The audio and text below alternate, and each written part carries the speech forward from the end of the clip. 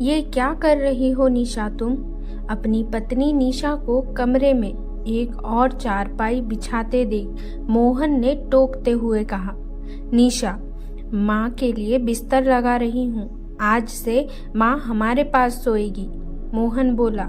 क्या तुम पागल हो गई हो क्या?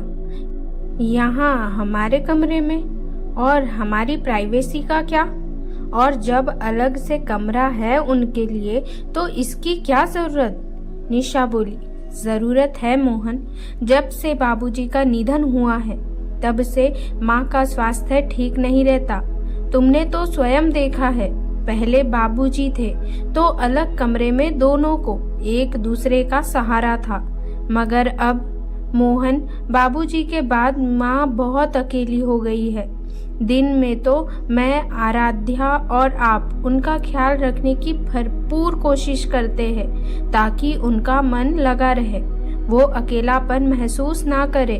मगर रात को अलग कमरे में अकेले नहीं, वो अब से यहीं सोएगी।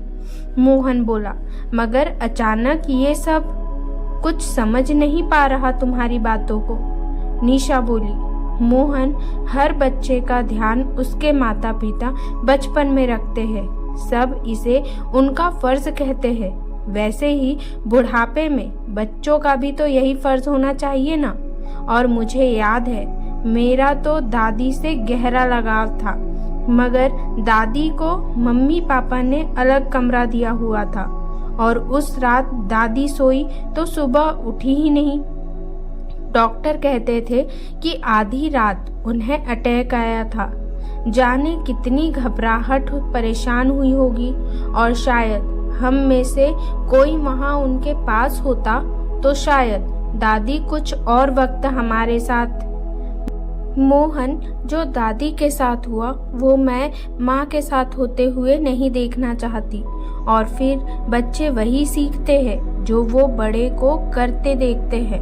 मैं नहीं चाहती कल आराध्या भी अपने ससुराल में अपने सास ससुर को अकेला छोड़ दे, उनकी सेवा ना करे। आखिर यही तो संस्कारों के वो बीज हैं जो कि आने वाले वक्त में घनी छाया देने वाले वृक्ष बनेंगे। मोहन उठा और निशा को सीने से लगाते हुए बोला। मुझे माफ करना निशा, अपने स्वार्थ में मैं अपनी माँ को भूल गया, अपने बेटे होने का फर्ज भूल गया। और फिर दोनों माँ के पास गए और आदर पूर्वक उन्हें अपने कमरे में ले आए।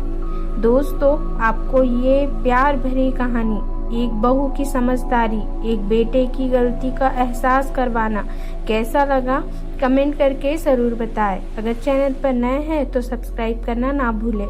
धन्यवाद।